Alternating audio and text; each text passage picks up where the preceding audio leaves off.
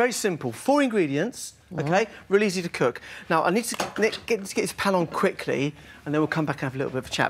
While that's heating up, 4 ingredients, easy to cook, fresh mussels, bacon, onions and beer.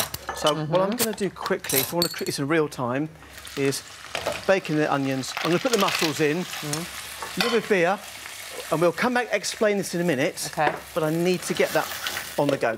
Right. You see, Phil, I think a lot of young people, particularly, will be turned off mussels. Why'd you say that? Well, I don't know. In my day, this was our snack food when we went to the seaside. Yep. You know, we wouldn't be having crisps and things. We'd be having cockles and mussels and seaweed. Whelks and winkles. And all that sort of thing. Yeah. But I just don't think youngsters are into anything that looks surreal. There's a chain of restaurants in the UK, I won't mention their name, but all they do is that and Fritz and mayonnaise. It's massively popular, extremely cheap as well. This is £3. Look, I bought this in a supermarket, £3. Yep. I love mussels, but I'm a bit nervous about cooking them. Right, let's talk about them. I'm always worried I'm going to poison somebody. Right, there you go. You won't do that because they're all screened now.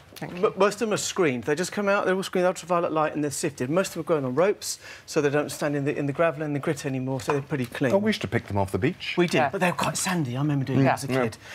Golden rule, tap them. If they stay nice and shut like this one here, you're absolutely fine. Let me see, because this is the bit. So that's shut. That's shut. Now, sometimes they're open, and if you tap them and they stay open, throw them away. Does that mean it's alive? This is alive, yeah. So when you tap it, they should break up, should shut up. So can I just ask, if it doesn't close, that means it's a dead mussel and nasty? And the chances are you'd be fine to eat it, but I would discard it. Next thing to say, what we've got here is what we call the beard, and this is just a bit of well, it attaches itself to the rocks or the rope, and that stops it flowing away in the tide. So what you do is just pinch that off like that, and that will come out.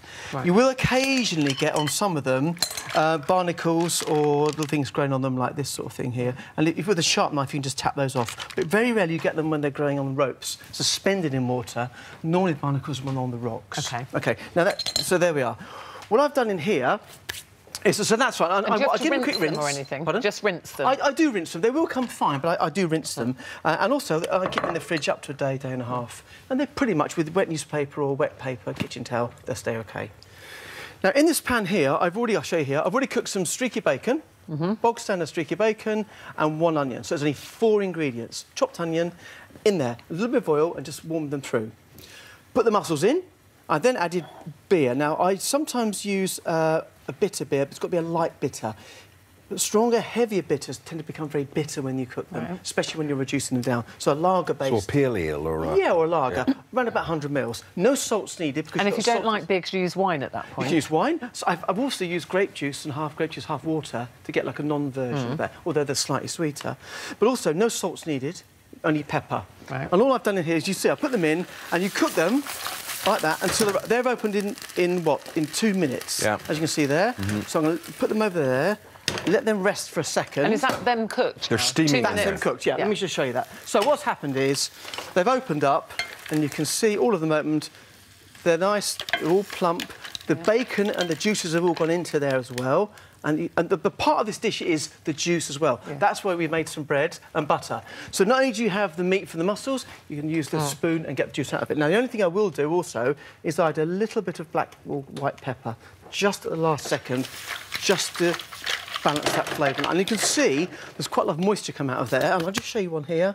So that one, look at it, beautiful. Look at those, nice and hot. And they're fine if they come out of their shell, that's not a problem? Absolutely fine. OK. But what you mustn't do is overcook them, because they do go tough and chewy. Now, Matter of fact, you prefer them out of the shell. And do you... It's a lot of effort. You don't want to go through deshelling. I like them in the shell. Well, he's such a wimp with shells. Well, no... Why does anything come in a shell in a restaurant? Why should it? It's the fun of picking them out. It's also because you can get away with serving a bit less. Yeah, exactly. Not that I said that.